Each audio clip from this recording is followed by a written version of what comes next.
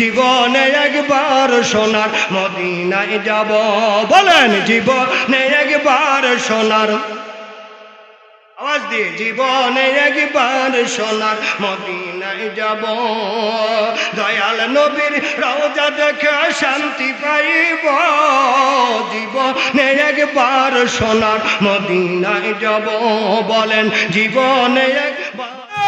একজন পীরখোরের সাথে পীরখোরের মিল আছে, একজন মাতখোরের সাথে মাতখোরের মিল আছে, একজন আলেমের সাথে আরেকজন আলেমের মিল নাই। চিৎকার!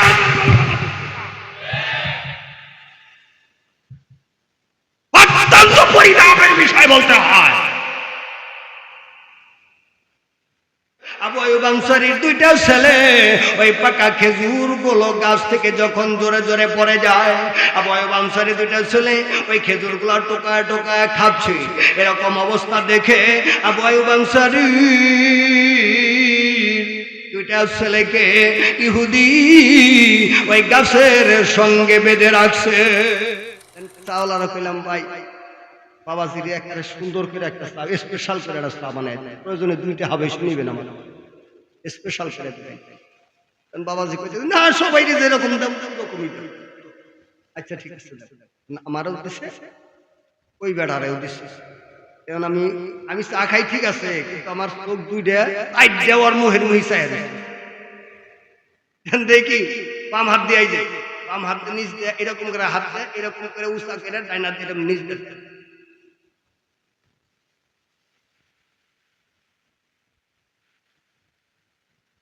বলেন এরকম কিছু দুনিয়ার উপরে আসে না নাই? আপনাকে এলাকায় নাই, আমি গেলে আমাকে ওই এলাকার কথা কইতেছি। পায়ের দিকে তাকে দেখি ভাই, পায়ের ঘুরমুড়াই যে আমার আঙ্গুলের মাঝখানে যতটুকু টাকা মাঝে মাঝে এরকম চাটা খাওয়াই বাবাজি আপনি চা খাওয়ার অভ্যাস আছে, চা তো খাইলেন, এটা কি আছে? এবার এটা দিন লাল হয়ে লাল হয়েছে বোম্বাটা সারে আর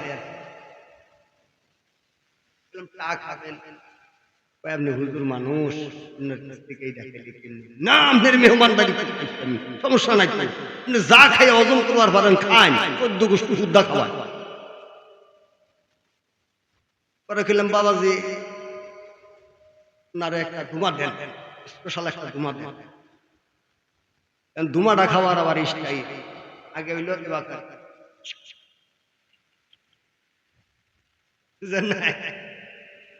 সাইজ কইরা তারপরে মাঝখান পরে কই বাবাজি আপনি কোন তরিকা টরিকা করেন না? ওই আপনি সাইজে এমনি মনে হইলো আমিও তরিকা করি, তাই আপনার প্রতি আমার একটু টান হইলো, কারণ তরিকার বাইরের প্রতি তরিকার বাইরে টান আছে। কি বলেন আপনারা? টান আছে না নাই? জাতি ভাইয়ের সাথে জাতি ভাই টান আছে না নাই? ভাই জালামা একজনে মদ খাইছে এক বন্ধু, আর এক বন্ধুর পকেটে টেয়া নাই। ওই বন্ধুরে তুই খাইছে, কয় হয় খাইছি, আমার মতো টেয়া নাই, তুই গিয়া এটা ও কি করে, ও যে খাইছে ওর মুখের সর মুখ বসা। তাহলে যার যার প্রতি টান আছে না নাই? আছে না নাই? তবে বাংলার জমিনে একজন পীরখোরের সাথে পীরখোরের মিল আছে, একজন মাতখোরের সাথে মাতখোরের মিল আছে, একজন আলেমের সাথে আরেকজন আলেমের মিল নাই। চিৎকার!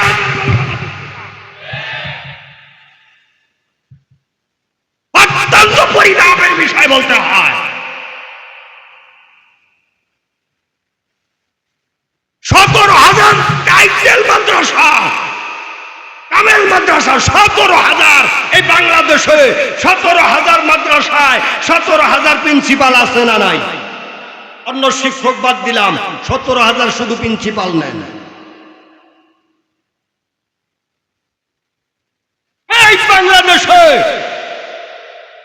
54,000-এর বেশি কওমি মাদ্রাসা, একটা করে মুহতামিম আছে না নাই? জোরে কোন আছে না নাই? এই 17,000 আর 54,000 যদি এক লাইনে দাঁড়ায়, অবস্থা কি হয়ে যাইব? কি বলেন? একবারে সিরাতাল মুস্তাকিম সোজা হয়ে যাইব, কিন্তু না আমার কি হইছে? জোরে কোন কথা ঠিক কিনা? ইমানের পালা পিলা বদলে রেডি হও, সময় এসে গেছে, আর বসে থাকার সময় নাই। চিৎকার মেরে বলো কথা ঠিক কিনা?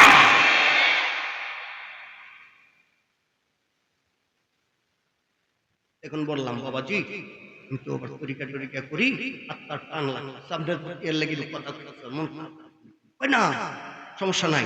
আমি কই তাইলে সাধনা সাধনা করেন নাকি? আর কয়টা দিন বাহি আসছে, তাহলে 12 বছর শেষ হয়।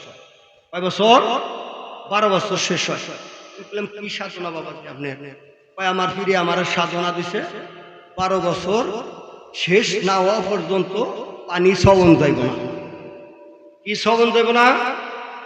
পানি স্পর্শ করা যাবে না। আচ্ছা বলেন, এই 12 বছর তো পানি স্পর্শ করে নাই, ও পায়খানা পেশাব করছে না নাই? জোরে বলেন করছে না নাই? তাহলে 12 বছর যদি পানি ইউজ না করে, রহমতের ফেরেশতা ওর কাছে আছে? জোরে বলেন আছে? কেরামান কাতিবিন কয় আল্লাহ আমি চুরি পাইছি আর কাছে কোনে। জোরে গান কথা ঠিক কিনা? এরকম দুইটা সাইজের লাগে আমাকে বদনাম হয়। ধরে কোন কথা ঠিক কিনা? এগুলো সবাই কিন্তু এরকম না। আমি কিন্তু আহলে সুন্নাত ওয়াল জামাতের একজন মানুষ, আমি কিন্তু তরিকা করি। কারণ এই ভণ্ডদের কথা না বললে আসলটা জাগ্রত হয় না। আল্লাহ বুঝদান করে দেয়। আমিন বলেন আমিন। ওই জান্নারে আমার আল্লাহ রাব্বুল আলামিন জানা দিলেন, এ কোরআন শরীফ আমি আল্লাহর জিকির। এ কোরআন শরীফ নাজিল করেছি আমি আল্লাহ। এ কোরআন কে নাজিল করেছে? আওয়াজ দিয়ে কে নাজিল করেছে? এ কোরআন নাজিল করেছি আমি আল্লাহ। এই কোরআনকে হেফাজত করব আমি আল্লাহ। আর দুনিয়ার জমিনে যেই বান্দা বান্দি এই কোরআন শরীফকে হেফাজত করবি রে, আমি আল্লাহ ওয়াদা দিলাম ওই বান্দা বান্দিকে আমি আল্লাহ হেফাজত করব। কোরআন শরীফ যে হেফাজত করবে আল্লাহ তাকে হেফাজত করবে। তাহলে কোরআন শরীফ হেফাজত করার দরকার আছে না নাই? এই জান্নাত আমার আছে খালি মাহফিলে না বাড়িতেও, মাহফিলে না বাড়িতেও। এই জান্নাত আমার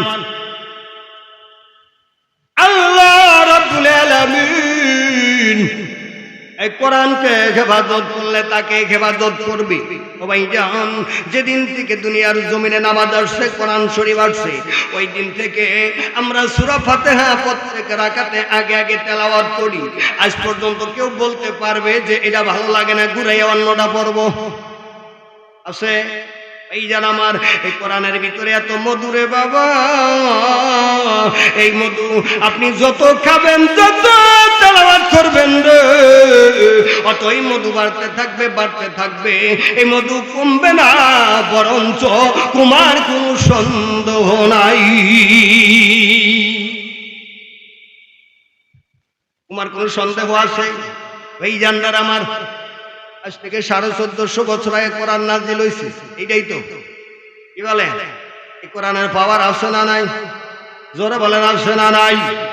এই জান্নারে আমার কোরআন কেমন বস্তুরে বাবা, প্র্যাকটিক্যাল কিছু না বললেই নয়। কত 4 বছর আগের বাবা ঢাকা সদরঘাট থেকে 330 জন যাত্রী নিয়ে বরিশালগামী লঞ্চ উড়া দিল সমুদ্রের মাঝখানে।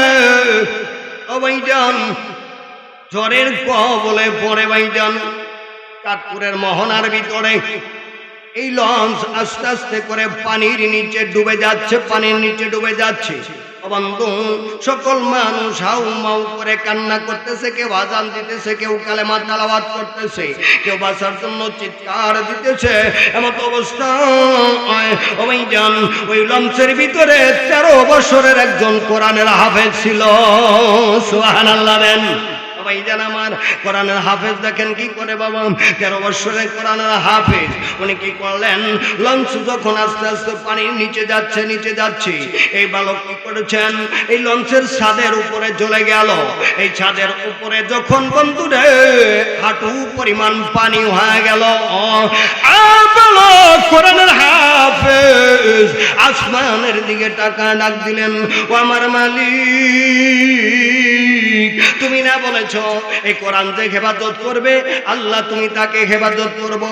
আল্লাহ আমি তোমার 30 পারা কোরআন আমার সিনার ভিতরে রাখছি। আমলে 30 পারা কোরআন আমার সিনার ভিতরে রাখছি গো মালিক। আমি যদি ধ্বংস হয়ে যাই কিচ্ছু হবে না, কিচ্ছু হবে না। তবে আল্লাহ তুমি তোমার কোরআন শরীফ হেফাজত করো। লঞ্চ যখন পানি নিচে চলে যাচ্ছে এমত অবস্থায় কোথা থেকে যেন স্পিড বোটে ছেলেটারে উঠায় নিল, আরো কিছু মানুষ উঠায় নিল। সাক্ষাৎকারে ছেলেটারে বললে, এই ছেলেটারে বলল, ছেলে যখন সাক্ষাৎকার দিল এই ছেলে বলল, যখন আমি হাঁটু পরিমাণ পানি আমার লঞ্চের ছাদের উপরে, তখন আমি নিচের দিকে আমার কোনো খেয়াল ছিল না, আমার খেয়ালটা ছিল আমার মাওলা পাকের আসমানের দিকে। জোরে জোরে কান মারা হাওয়া। তাহলে কোরআনের পাওয়ার আছে না নাই? এই জান্নারে আমার গভীর মনোযোগ খেয়াল করেন বাবা। কোরআন কি পড়ে? আল্লাহর হাবিব বলেন লা ইউমিনু আহাদুকুম হাত্তা আকুনা আহাব্বা ইলাইহি মিন ওয়ালিদিহি ওয়া ওয়ালাদিহি ওয়ান নাসি আজমাইন। আল্লাহর হাবিব বলেন অতক্ষণ পর্যন্ত তুমি মুমিন হতেই পারবা না, অতক্ষণ পর্যন্ত তুমি মুমিন হতে পারবা না যতক্ষণ না পর্যন্ত তোমার ছেলে, তোমার মেয়ে, তোমার বিবি, তোমার মা বাবাকে যেই পরিমাণ ভালোবাসো তাহার চেয়েও আমি নবী রে যতক্ষণ পর্যন্ত বেশি ভালো না বাসতে পারবি রে উম্মত উম্মাতানি, অতক্ষণ পর্যন্ত তুই মুমিন হতেই পারবি না। তাহলে মুসলমান নিজের জান মালের চেয়ে ভালোবাসতেও হবে আমার নবী রে। জোরে কোন কথা ঠিক কিনা? জোরে বলেন কাকে ভালোবাসতে হবে? আমার নবীকে ভালোবাসতে হবে। আমার নবীরে ভালোবাসলে লাভ হয় না লস হয়? জোরে বলেন লাভ হয় না লস হয়? গভীর মনোযোগ, কয়েক মিনিটের আলোচনা ভাইজান।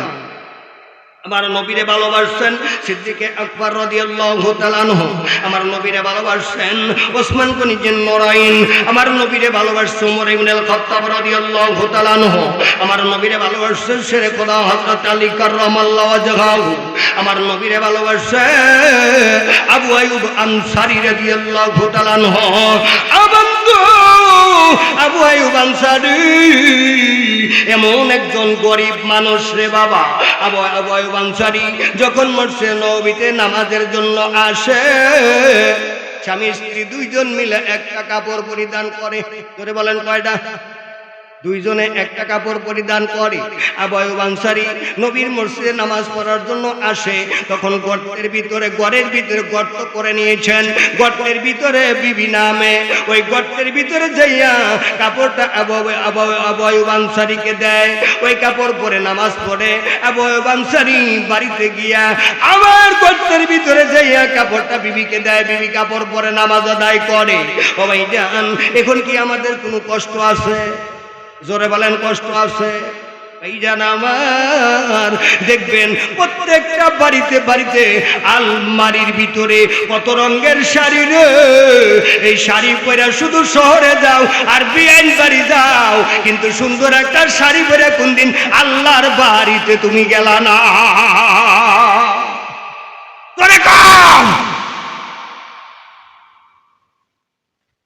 শাড়ি পরে যাওয়ার কথা কার কাছে? আর বাড়িতে? কিন্তু তা না, শাড়ি পরে দেখাই কারে? আল্লাহ হেদায়েত দান করে, বুঝ দান করে, আমিন বলেন। আরে কাস্তে কইরা করা আমিন।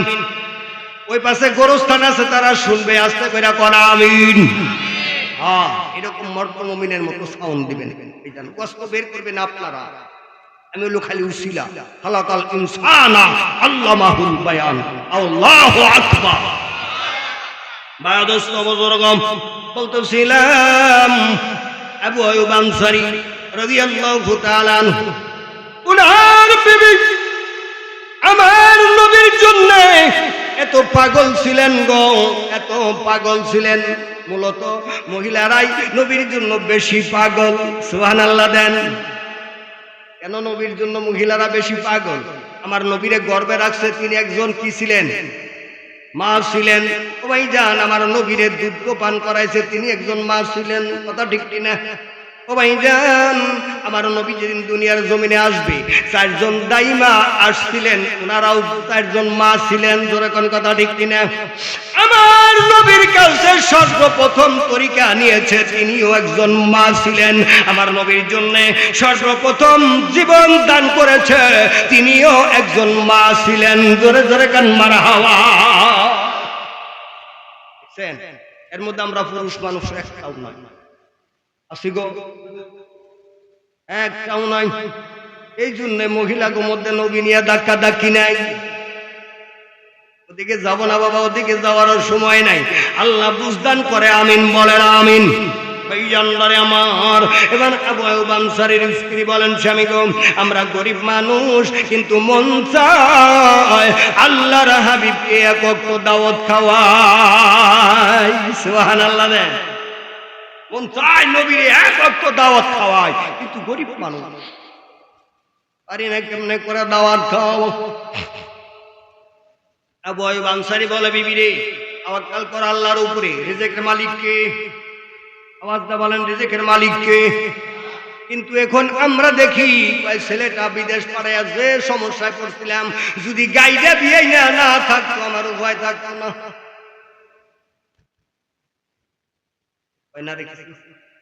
কি বলে? গায়ের বানের দুধ দেওয়ার মালিককে, আল্লাহই তো রিজিকের মালিক। কি বলে? বান্দারে তুমি অল্প জিনিসের মধ্যে বুঝে দাও। গাভীর কালার হইল কালো, দুধের কালার কি? গাভীর কালার হলো লাল, কিন্তু দুধের কালার কি হয়? গাভীর কালার অর্ধেক হলো লাল, অর্ধেক সাদা, অর্ধেক কালা পাকড়া গাই। এটার দুধের কালার কি হয়? আরে বান্দা, তুমি এটা বুঝলা না? আমার গাভীর কালার হলো কালো, দুধ কেমনে করে সাদা হয়? আমার গাভীর কালার লাল, দুধ কেমনে সাদা হয়? আমার গাভী হলো পাকড়া, দুধ কেমনে সাদা হয় রে? তাইলে ওই মালিকের কাছে সেজদা দেওয়ার দরকার আছে। জোরে জোরে কোন কথা ঠিক কিনা? আর একটু জিকির হবে, লা ইলাহা, জোরে লা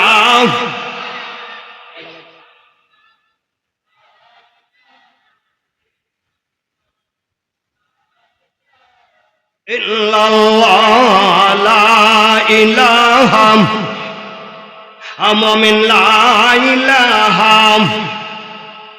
ভালো লাগে, লা ইলাহা ইল্লাল্লাহ, লা ইলাহা, লা ইলাহা ইল্লাল্লাহ, মুহাম্মাদুর রাসূলুল্লাহ সাল্লাল্লাহু আলাইহি ওয়াসাল্লাম। বলতেছিলাম দোস্ত বুজুর্গ, আবু আইয়ুব আনসারী বলেন, বিবি রে, তাওয়াক্কুল করো আল্লাহর উপরে, রিজিকের মালিক হলো আমার আল্লাহ। এবার বলে, ঠিক আছে যান তাহলে নবীকে দাওয়াত করে আসে। এবার নবীরে দাওয়াত করে আসলেন। আমার নবী জোহরের নামাজ আদায় করে চারজন সাহাবীকে বলতেছে, সাহাবীরা রে, তোমার ভাই আবু আইয়ুব আনসারী দাওয়াত করেছে, চলো দাওয়াত খাইতে যাব। সুবহানাল্লাহ বলেন। নবীজি সাহাবী ছাড়া দাওয়াত খাইতো না। এই জন্য দেখবেন ওলামায়ে কেরাম যদি কোনো জায়গায় যায়, তার সাথে সফর সঙ্গী কেউ না কেউ থাকে। কি বলেন? কেউ না কেউ থাকে, এটা হলো নবীর তরিকা। আবু আইয়ুব আনসারীর বাড়ি, আমার নবী দাওয়াত খাওয়ার জন্য রওনা হয়ে গেলেন। আকাশে আমার মাওলা ফেরেশতাদেরকে ডাক দিয়ে বলেন, আমার রহমতের ফেরেশতারা কইনি, তোরা দেখ রে দেখ, আমার বন্ধু, আমার হাবিব আবু আইয়ুব আনসারীর বাড়িতে দাওয়াত করেছে, দাওয়াত খাওয়ার জন্য যাইতেছে। তবে আবু আইয়ুব আনসারীর বাড়িতে একটা কাপড় ছাড়া দ্বিতীয় কোনো কাপড় নাই। সুবহানাল্লাহ। দেন একটা কাপড় ছাড়া দ্বিতীয় কোনো কাপড় নাই। আবু আইয়ুব আনসারীর বাড়িতে আমার নবী দাওয়াত খাওয়ার জন্য যাচ্ছে। ফেরেশতারা, তোমরা তামাশা দেখো, দেখো আমি আল্লাহ কি করি। এবার তো অবস্থায় আমার নবী যাচ্ছে আবু আইয়ুব আনসারীর বাড়ির কাছাকাছি। যখন চলে গেছে, একবারে আবু আইয়ুব আনসারীর বাড়ির ঘাটায় চলে গেছে। আমায় জান কিতাব লেখে দে, আবু আইয়ুব আনসারীর বাড়ির সীমানার পরের সীমানাটা, তার মানে পরের জমিনটাই হলো একজন ইহুদির। ও ভাইজান, ওই ইহুদি এক খেজুর গাছ লাগাইছে, খেজুর গাছটা হেলা দিয়া আবু আইয়ুব আনসারীর বাড়ির উপরে আসছে। এরকম যায় কি যায় না? গাছপালা যায় কি যায় না? গাছ আপনার জায়গায় যদি লাগান, ডালপালা কি আপনার জায়গায় থাকে অন্য জায়গায়? তারপরেও গাছটা একটু হেলা দিয়ে আবু আইয়ুব আনসারীর বাড়িতে চলে গেছে। ভাইজান, কিতাব লেখে রে আবু আইয়ুব আনসারীর দুইটা ছেলে ওই পাকা খেজুর গুলো গাছ থেকে যখন জোরে জোরে পড়ে যায়, আবু আইয়ুব আনসারীর দুইটা ছেলে ওই খেজুর গুলা টোকায় টোকায় খাচ্ছে। এরকম অবস্থা দেখে আবু আইয়ুব আনসারী দুইটা ছেলেকে ইহুদি ওই গাছের সঙ্গে বেঁধে রাখছে, গাছের সঙ্গে বেঁধে রাখছে।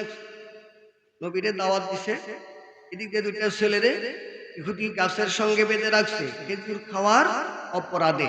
আসলে খেজুরটা তো গাছ থেকে অটোমেটিক ঝরে পড়ছে, কি বলেন? এই খেজুরটা খাওয়ার অপরাধ, আমার খেজুর কেন খাইল?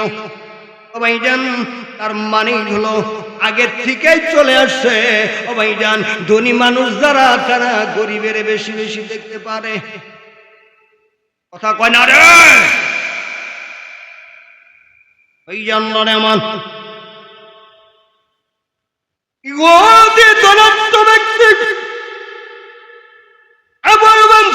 গরিব মানুষ, মুসলমান মানুষ, গরিব মানুষ, ছেলে দুইটা বেঁধে রাখছে। আল্লাহর হাবিবের নজর পড়ে গেলেন, আল্লাহর হাবিব চলে গেলেন। বাবা রে, তোমাদেরকে এরকম কেন বেঁধে রাখছে? কি অপরাধ করছো? তোমাদেরকে বাঁধছে কেন?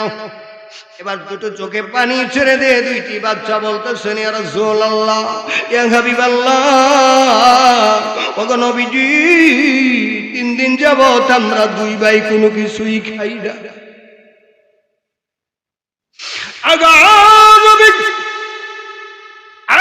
গাছ থেকে খেজুর গুলা অর্ধেক পাকিয়ে খায় আর অর্ধেক খেজুর জোরে জোরে পড়ে। নবী, ওই খেজুর আমরা দুই ভাই টোকায় টোকায় খেয়েছি। এই অপরাধে ইহুদি আমরা দুই ভাইকে গাছের সঙ্গে বেঁধে রাখছে। আল্লাহর হাবিব কেঁদে ফেললেন, চোখে পানি মোচন করতে করতে আবু আইয়ুব আনসারীর বাড়িতে প্রবেশ করলেন। আবু আইয়ুব আনসারী বসার জন্য নবীরে দিলে, আমার নবী বসে জিজ্ঞেস করলেন, আবু আইয়ুব আনসারী, আল্লাহ কি তোমার এই সন্তান আরি দেয় নাই? কোন নবী গো দিছে। কয় কি সন্তান তোমার? কয় দুইটা ছেলে। কয় তারা কোথায়? কয় ইয়া রাসূলুল্লাহ, ইয়া হাবিবাল্লাহ, নবী গো, ক্ষুধার যন্ত্রণায় আমার দুইটা ছেলে ইহুদির গাছের পড়া খেজুর গুলো, জোরে পড়া খেজুর গুলো তারা টোকায় টোকায় খাইছে। এই অপরাধে ইহুদি আমার দুইটা ছেলেকে এরকম করে গাছের সাথে বেঁধে রাখছে। ইয়া রাসূলুল্লাহ, ইয়া হাবিবাল্লাহ, নবী গো, তাদেরকে শেষ না হওয়া পর্যন্ত ছেড়ে দিবে না। অপরাধ হলো কেন ইহুদির গাছের খেজুর তারা খাইতে গেল, এই অপরাধে তাদেরকে বেঁধে রাখছে। ও ভাইজান, এবার 4 জন সাহাবীর মধ্যে একজন ছিল আবু বকর সিদ্দিক রাদিয়াল্লাহু তাআলা আনহু, একজন ছিল ওমর ইবনে আল খাত্তাব রাদিয়াল্লাহু তাআলা আনহু, একজন ছিল ওসমান গনি জিন্নুরাইন, আর একজন ছিল আলী কারামাল্লাহু ওয়াজহাহু। 4 জন সাহাবীর মধ্যে আল্লাহর হাবিব ডাক দিলেন, ওরে আমার সাহাবীরা রে, ও সাহাবী, তোমরা কি আমি নবীরে দেখতেছো? তোমরা কি আমাকে দেখতেছো? আবু বকর বলেন, ইয়া রাসূলুল্লাহ, ইয়া হাবিবাল্লাহ, নবী গো, আপনাকে দেখতেছি, তবে আপনার চেহারার দিকে তাকানো যায় না। আল্লাহর হাবিবের গাল বেয়ে, দাড়ি মোবারক বেয়ে চোখের পানিগুলো গড়গড় করে পড়ে যাচ্ছে। ওমর ইবনে আল খাত্তাব বলেন, ইয়া রাসূলুল্লাহ, ইয়া হাবিবাল্লাহ, নবী গো, কে আপনাকে আঘাত করেছে? দয়া করে আমাকে বলেন। আঘাতের প্রতিশোধ যতক্ষণ পর্যন্ত না নিতে পারবো, ওই আল্লাহর কসম খাইলাম গো, জীবন যাবে ততক্ষণ পর্যন্ত আমি ঘরে ফিরব না। জোরে জোরে কোন আল্লাহু আকবার। তবে জীবন চলে যাবে, তারপরও ঘরে ফিরবো না, আমি এই আঘাতের প্রতিশোধ নিব। দয়া করে বলুন কে আপনাকে আঘাত করেছে? আল্লাহর হাবিব বলেন, সাবিরে আমাকে কেউ আঘাত করে নাই। ওসমান গনি জিন্নুরাইন জিজ্ঞেস করে, নবী আপনি বলেন কেন আঘাত করে নাই? আলী কারামুল্লাহ গাহু বলেন, ইয়া রাসূলুল্লাহ, ইয়া হাবিবাল্লাহ নবী, আমি হাসান এবং হুসাইনের আব্বা বলতেছি, আল্লাহ আমাকে শেরে আলী এক শের শক্তি দিয়ে বানাচ্ছেন। আগো নবী, আপনি শুধু বলুন, আমি এর প্রতিশোধ নিয়ে আসব। আল্লাহর হাবিব বলেন, না রে আলী, না, কেউ আমাকে আঘাত করে নাই। তাহলে এক বাক্যে চারজন সাহাবী বললেন, ইয়া রাসূলুল্লাহ, ইয়া হাবিবাল্লাহ নবী গো, তাহলে কেন আপনি এরকম করে কাঁদতেছেন, এরকম করে কাঁদতেছেন? ও নবী, আপনি চোখে পানি মোচন করেন, আপনার চোখের পানি দেখলে আমরা সাহাবীদের কলিজা বরদাস্ত হয় না। আপনার চোখে পানি দেখলে আমরা সাহাবীদের কলিজা বরদাস্ত হয় না গো নবী। আমার নবী বলেন, তোমরা কি আমার চোখের পানি মোচন করে দিতে পারবা? কে পারবি রে? আমি নবীর চোখের পানি মোচন করে দিবি। সাহাবীরা চুপ করে বসে আছে। কিছু সময় পর বলেন, ইয়া রাসূলুল্লাহ, ইয়া হাবিবাল্লাহ, দরকার পড়লে কলিজাটা বের করে দিব গো, তারপরেও আপনি নবীর চোখের পানি বরদাস্ত করতে পারবো না। জোরে জোরে কোন মারহাবা। ভাইজান, নবীর প্রেম কাকে বলে? নবীর তরিকা কাকে বলে? লা ইউমিনু আহাদুকুম হাত্তা আকুনা হাব্বা ইলাইহি মিন ওয়ালিদিহি ওয়া ওয়ালাদিহি ওয়ান নাসি আজমাইন কাকে বলে? একটু গভীর মনোযোগ খেয়াল করো রে বাবা। এবার আল্লাহর হাবিব বলেন, তোমরা কি কেউ পারবা রে ওই ইহুদির একটা খেজুর গাছ কিনে আইনা আমি নবীকে দিতে? সুবহানাল্লাহ বলেন। যতক্ষণ পর্যন্ত আমার চোখে পানি বন্ধ হবে না, ততক্ষণ পর্যন্ত খেজুর গাছ আমি নবী না পাবো। যদি আমি নবীর চোখের পানি বন্ধ করতে চাও রে, ওই খেজুর গাছ কিনে আমাকে দিতে হবে। ওসমান গনি জিন্নুরাইন কথা না বলে উঠে দৌড়াইলেন,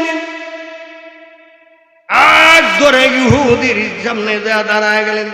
ওরে ভাই ইহুদি, আমি নবীর সাহাবী ওসমান গনি জিন্নুরাইন একটা আবদার নিয়ে তোমার কাছে আসছি, দয়া করে আমারে ফিরিয়ে দিও না, আমি জিন্নুরাইন। সুবহানাল্লাহ, দয়া করে আমারে ফিরিয়ে দিও না। এবার বলে, জিন্নুরাইন ভাই বলেন আপনি কি জন্য আসছেন? ইহুদি ভাই রে, আমার ভাই আবু আইয়ুব আনসারীর বাড়ির উপরে তোমার যেই খেজুর গাছটা, এই খেজুর গাছটার জন্য আমার নবী অনেক টাইম যাবত কান্না করতেছে, চোখে পানি ফিরাইতে পারতেছি না। এই খেজুর গাছটা দয়া করে আমার কাছে বিক্রি করো ভাই, বিনিময়ে তুমি যা চাইবা আমি ওসমান গনি জিন্নুরাইন তোমাকে তাই দিব। জোরে জোরে কোন মারহাবা। বিনিময়ে তোমাকে আমি তাই দিব। একটু ঝুম করে থাকতে, চালাক মানুষ একটা পাইছি, এখন মন মতো করে লমু। কি বলেন, এরকম আছে না নাই? লোভে পাপ, পাপে এই জন্মরে আমার। এবারে উনি কায়দা করে বললেন, আরে ভাই ওসমান গনি, আপনার যে 100 খেজুর গাছ বিশিষ্ট একটা বাগান আছে, নবীর সাহাবী, ওই 100টা গাছ বিশিষ্ট বাগানটা যদি আমার নামে ওয়াকফ করে দাও, তাহলে বিনিময় আমি একটা খেজুর গাছ তোমার কাছে বিক্রি করব। জোরে জোরে কোন মারহাবা। ওসমান গনি জিন্নুরাইন এক মুহূর্ত দেরি করলেন না, কারণ নবীর মহাব্বত, আমার নবীর চোখের পানি মোচন করতে হবে। নবীর চোখের পানি আল্লাহর আরশে আজিম পর্যন্ত বরদাস্ত করে না। সঙ্গে সঙ্গে ইহুদি কাগজ নিয়ে আসলেন। এবার লেখাপড়া হয়ে গেলেন। চিঠিটা নিয়া, দলিলটা নিয়া ওসমান গনি জিন্নুরাইন একটা দৌড় মারলেন। ইয়া রাসূলুল্লাহ, ইয়া হাবিবাল্লাহ নবী গো, আপনি এখনো কাঁদতেছেন, এই দেখেন আমি খেজুর গাছ কিনে নিয়ে আসছি, নবী গো আর কাঁদবেন না। কয় কেমনে করে তুমি খেজুর গাছটা নিয়ে আসলা? কয় এমনি আমার 100 গাছের বাগান বিশিষ্ট একটা বাগান, ওই বাগানটার বিনিময়ে আমি একটা খেজুর গাছ নিয়ে আসছি। এবার নবী বলেন, ওসমান গনি তুমি এটা কি কাজ করলে? এতগুলো খেজুর গাছ তুমি দিয়ে দিলে একটা খেজুর গাছের বিনিময়ে। ওসমান গনি জিন্নুরাইন বলেন, ইয়া রাসূলুল্লাহ, ইয়া হাবিবাল্লাহ, নবী গো, ইহুদি যদি আমি ওসমান গনি জিন্নুরাইনের কলিজাটা যদি চেয়ে ফেলতো গো, আমি দ্বিতীয় এদিক সেদিক আর কথা বলতাম না, আমি নিজের হাতে বুক ফাইরা ইহুদিকে কলিজা দিয়া খেজুর গাছটা কিনা আনতাম। জোরা জোরা কান মারহাবা। আরে আমি জীবনে একবার সোনার মদিনায় যাব, বলেন জীবনে একবার সোনার, আওয়াজ দিয়ে, জীবনে একবার সোনার মদিনায় যাব, দয়াল নবীর রওজা দেখে শান্তি পাইব, জীবনে একবার সোনার মদিনায় যাব, বলেন জীবনে একবার সোনার যাব। মদিনায় যাইতে কে কে চাই? একটু আল্লাহকে হাত উঠিয়ে দেখাই। মদিনায় যাইতে কে কে চাই? দেন ছোট করে উড়াইছে কেরা, তাহলে বোঝা যায় যে অর্ধেক রাস্তা যাইবো আবার ঘুরাইবো। নারায়ণ